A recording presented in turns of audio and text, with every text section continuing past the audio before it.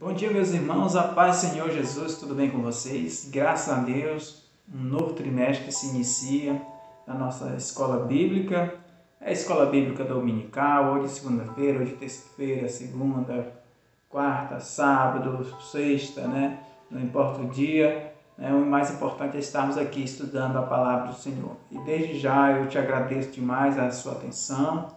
Que Deus abençoe a sua vida, Deus abençoe o seu lar, seus propósitos, sua vida espiritual e ministerial. Na aula de hoje, como você pode ver aí na sua tela, nós estaremos dando início ao estudo da nossa revista da Escola Bíblica, cujo título principal é Efésios, uma exposição sobre as riquezas da graça, misericórdia e glória de Deus.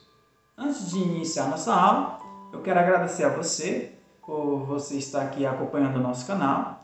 Se você não é inscrito no nosso canal, se inscreva no nosso canal, ative o sininho, compartilhe nossos vídeos, curta o nosso vídeo, compartilhe com outras pessoas, deixe sua sugestão aí nos comentários e que Deus te abençoe. A lição 1 tem cujo título, O Maravilhoso Propósito da Salvação. Como vocês podem observar nessa imagem, aí nessa imagem está a representação da cruz, o que ela significa para nós cristãos.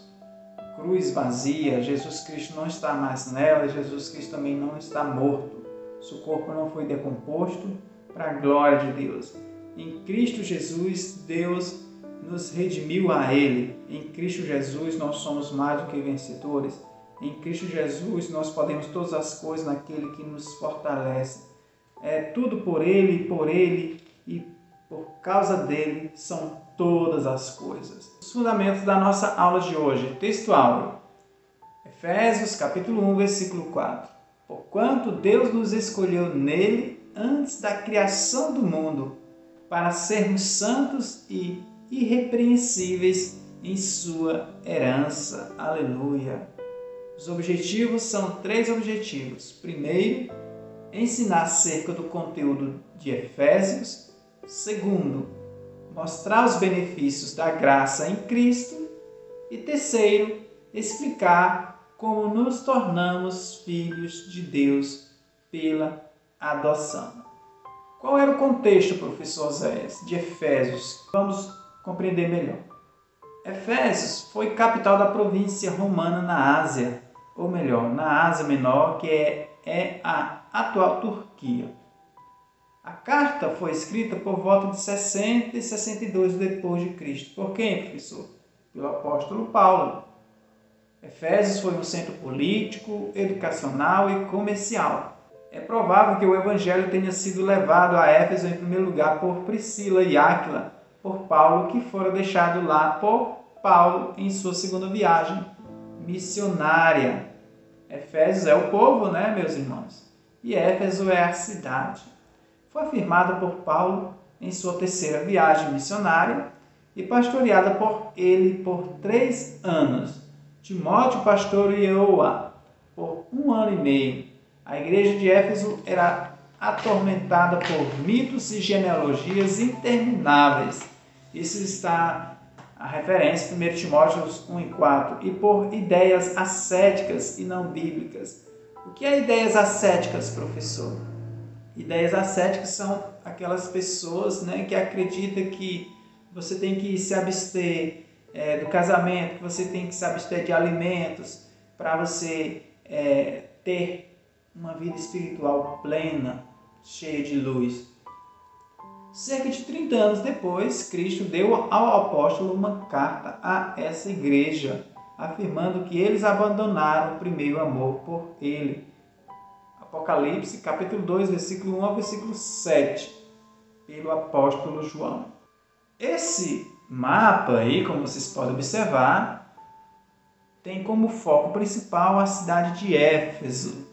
Éfeso está localizada aí na atual Turquia, como vocês podem observar, é nessa região aí banhada pelo mar Mediterrâneo, ao sul da Europa, conhecendo a Epístola aos Efésios. Segundo Hernandes Dias Lopes, abre aspas, é uma das joias mais belas de toda a literatura universal.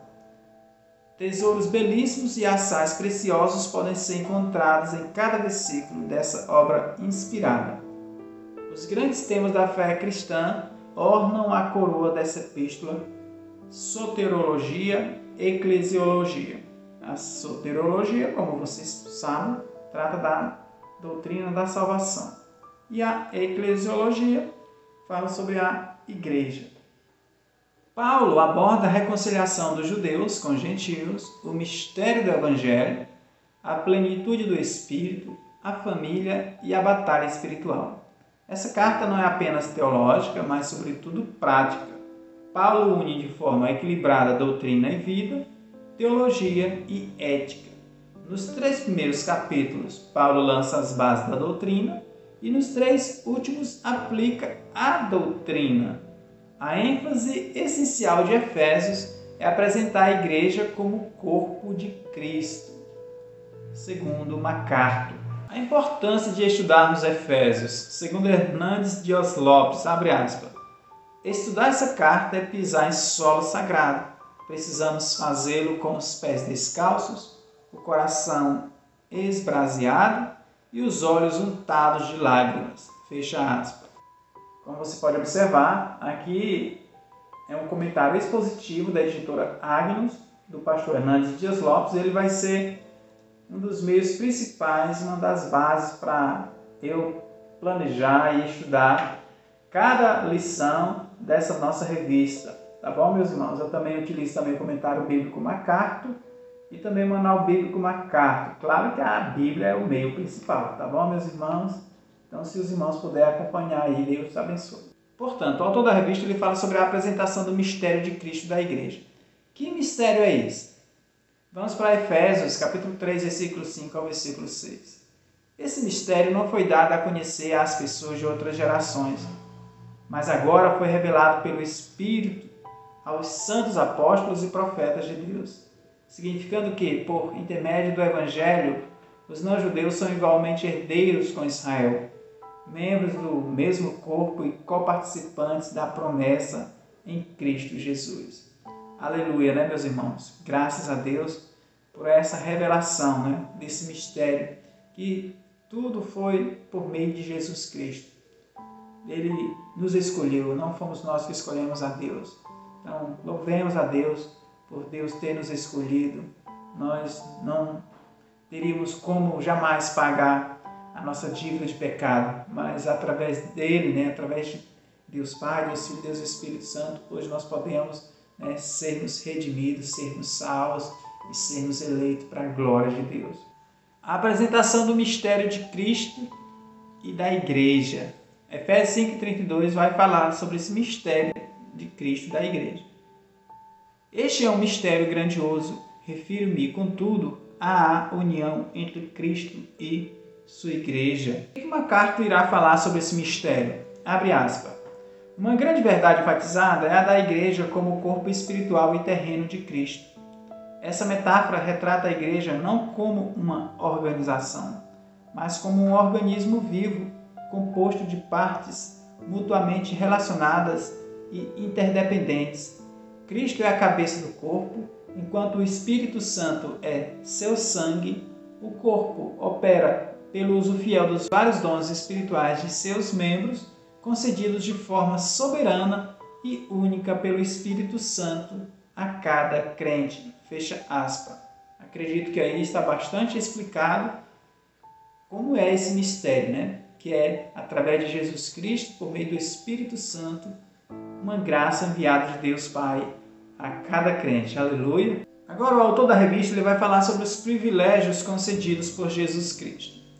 E eu usei a liberdade de falar desses privilégios segundo o comentário expositivo do Hernandes Dias Lopes sobre Efésios, que são 4 privilégios ou benefícios. Na nossa revista, o autor citou apenas 3 e eu vou utilizar o comentário expositivo do pastor Hernandes Dias Lopes sobre esses 4 privilégios. O primeiro, Jesus nos redimiu. Vamos para Efésios, capítulo 1, versículo 7 e parte A. Nele temos a redenção, o perdão dos nossos pecados pelo seu sangue. Aleluia! Nele quem? Jesus Cristo. Nós temos a redenção somente por meio de Jesus. Meus irmãos, agora eu quero fazer uma leitura com você aqui do comentário expositivo do pastor Hernandes Dias Lopes sobre o que significa essa redenção, esse redimir. Veja bem, William Barclay diz que a palavra apolitrosis, que é redimir, era usada para o resgate do homem feito prisioneiro de guerra ou escravo. Ela aplica-se também à libertação do homem da pena de morte merecida por algum crime. A palavra redimir quer dizer comprar e deixar livre mediante pagamento de um preço. Na época de Paulo, o Império Romano tinha cerca de 60 milhões de escravos e eles geralmente eram vendidos como uma peça de mobília. Mas um homem podia comprar um escravo e dar liberdade a ele. Foi isso que Cristo fez por nós. Glórias a Deus, né, meus irmãos? Nós estávamos presos no pecado, não preciso nem discorrer muito sobre isso, nós não teríamos salvação, né? Como fala lá em Apocalipse, quem é digno de abrir o selo? Quem é digno de abrir o selo? Ou melhor, quem é digno de salvar, de redimir, de perdoar essas pessoas, de libertá-las do pecado? Porque o pecado nos separou de Deus, mas pelo sangue de Jesus nós somos unidos novamente ao Pai, em nome de Jesus. Aleluia. Os privilégios concedidos por Jesus Cristo, em segundo lugar, foi o quê? Ele nos perdoou. Deus nos perdoou através de Jesus Cristo. Efésios 1, 7, parte B. O perdão dos nossos pecados pelo seu sangue. Aleluia. Então foi um preço muito alto, muito caro, porque Jesus, ele foi santo, ele é santo e sempre será. Então foi um sangue preciosíssimo, não foi o sangue de qualquer pessoa, não foi um sangue de animal. Aleluia. O comentário expositivo do pastor Hernandes Dias Lopes fala sobre isso. Agora nenhuma acusação pode prosperar contra nós, porque Cristo já rasgou o escrito de dívida que era contra nós. Isso está em Colossenses 2,14. Ele perdoou-nos e dos nossos pecados jamais se lembra. O perdão de Cristo é imerecido, imediato e completo. O terceiro privilégio concedido por Jesus Cristo é: Ele nos revelou a vontade de Deus. Efésios capítulo 1, versículo 8, versículo 10. E que Ele fez derramar sobre nós com toda a sabedoria e entendimento, e nos revelou o mistério da sua vontade, de acordo com o seu bom propósito que Ele estabeleceu em Cristo. Isto é, de fazer convergir em Cristo tudo quanto existe, todos os elementos que estão no céu como os que estão na terra, na dispensação da plenitude dos tempos. Segundo o comentário expositivo do pastor Hernandes Dias Lopes, temos algumas informações aqui importantes sobre essa vontade de Deus para nós através de Jesus. O pecado separou o homem de Deus, do próximo, de si mesmo e da própria natureza. O pecado desintegra, rasga e separa todas as coisas. Mas em Cristo, Deus juntará todas as coisas na consumação dos séculos. John Mackey tem razão quando diz que Deus constituiu a Jesus Cristo como centro unificador de um vasto esquema de unidade, por meio do qual as ordens celestes e terrestres, separadas como estão agora por um grande abismo, entre o sobrenatural e o natural, e pelo abismo ainda maior do santo e do pecaminoso, serão de novo reunidas em uma única e unida comunidade. Aleluia. E para concluir, uma grande questão deve ser aqui levantada. Quais são todas as coisas que convergirão em Cristo e estarão debaixo de Cristo como cabeça? Será que Paulo estaria insinuando uma salvação universal? Não, absolutamente não. É o que o pastor Hernandes Dias Lopes está comentando. Com certeza, elas incluem os cristãos vivos e os cristãos mortos, a igreja na terra e a igreja no céu, ou seja, os que estão em Cristo agora, um em um, e que em Cristo receberam bênção, Efésios 1 em 3, a eleição 1 em 4, a adoção 1 em 5, a graça 1 em 6 e a redenção 1 em 7. Qual foi o quarto privilégio que Cristo nos concedeu? Ele nos fez herança. Deus nos fez herança através de Jesus Cristo. Vamos para Efésios capítulo 1, versículo 11, versículo 12. Nele fomos também escolhidos, tendo sido predestinados, conforme o plano daquele que cria absolutamente tudo de acordo com o propósito da sua própria vontade, com o objetivo de que nós, os que primeiro esperamos em Cristo, sejamos para o louvor da sua glória.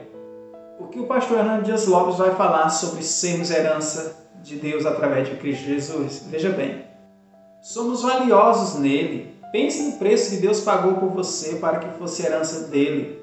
Deus, o Filho, é o dom de Deus, o Pai para nós. E somos o dom do amor de Deus para o Filho. Somos a herança de Deus, o corpo de Cristo, o seu edifício, a sua noiva, a menina dos olhos de Deus, a delícia de Deus. O povo de Deus são os santos de Deus, a herança de Deus e a possessão de Deus. Então saiba que você é amado por Deus, que você é muito importante para o Senhor, porque Ele amou o mundo de uma tal maneira que deu o seu Filho unigênito, para que todo aquele que nele crê não pereça, mas tenha vida eterna. Então nós fomos amados, fomos escolhidos, Ele nos fez herança através de Cristo Jesus, porque nos amou, porque te ama, porque somos importantes demais para Ele. Aleluia!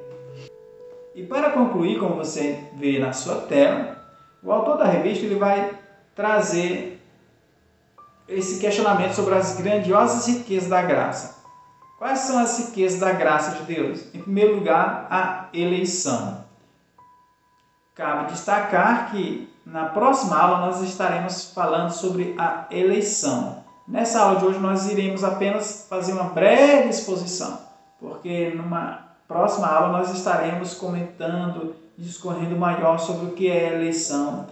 Tudo com base no livro do pastor Hernando Dias Lopes, comentário expositivo da editora Agnus. Mas o que é essa eleição, professor? Segundo o pastor Hernando Dias Lopes, é o quê? É um ato da livre e soberana graça de Deus. É uma doutrina bíblica.